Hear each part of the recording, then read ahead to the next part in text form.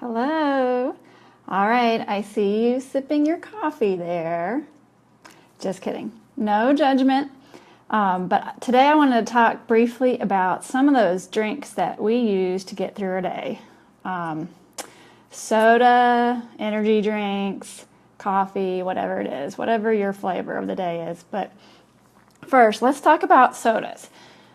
Go ahead, sodas, Coke, pop, go ahead and comment below what you call it, because I know everybody calls it something different. I call it soda. I used to call it Coke. I guess it depended on where I live. But go ahead and comment which one of those three that you call it. So sodas, briefly, let's talk.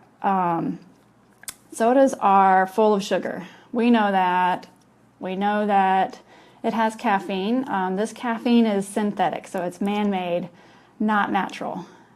And just keep in mind that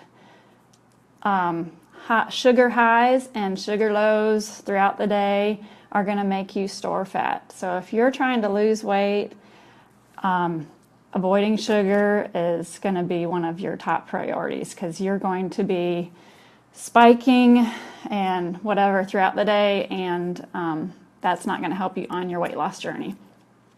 So that's sodas. Coffee. I know many people love their coffee and their routine.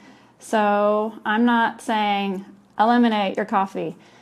Don't hear me say that. But you can reduce your amount per day by some natural alternatives, or you could try some healthier substitutes in your additions to your coffee. So instead of pure sugar, try using something like stevia, which is a plant-based sweetener. Don't use something like Splenda. It's got sucralose, and I will get into that in a minute. Almond or coconut milk are good dairy alternatives to milk or your normal creamer. Almond has some good, helpful fat-burning qualities, so that's also good for weight loss. Energy drinks. I know there's got to be people out there that are hidden addicts that I don't know about, but I'm talking Red Bull, Monster, things like that, those high energy drinks. I just saw an article about those drinks, that just one energy drink a day can increase your blood pressure and may cause abnormal heart rhythms. The other thing is the ingredients in those drinks are hard for your kidneys to process. So you're adding to the stuff that your kidneys already have to deal with on a daily basis. Why add something else for them to process? So besides the fact that those drinks are jacked up with caffeine, watch out for the drinks that sneak in sucralose. See, I said I was going to bring that back. Sucralose as a sweetener. Sucralose over time has been linked to some pretty nasty side effects.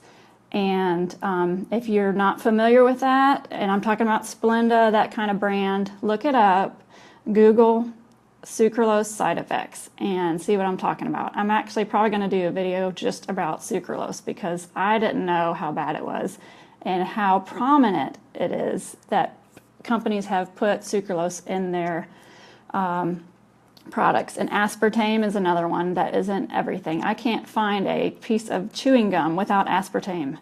So aspartame is another terrible one. Sucralose, let's see. So grab your energy drink, whatever you use, even if it's a healthy energy drink, check it and see. I know a top brand that uses sucralose instead of something like stevia, which is a natural plant-based sweetener. So check your drink, make sure you're not getting a daily intake of sucralose. So a couple quick tips on what to do with these energy drinks or needing more energy. Do your best to get away from them. The amount of sodas and caffeinated energy drinks. There's other ways to get your energy. Reducing over time might be easier for some people. Some people may just need to drop it cold turkey. It just depends on what you think you can handle.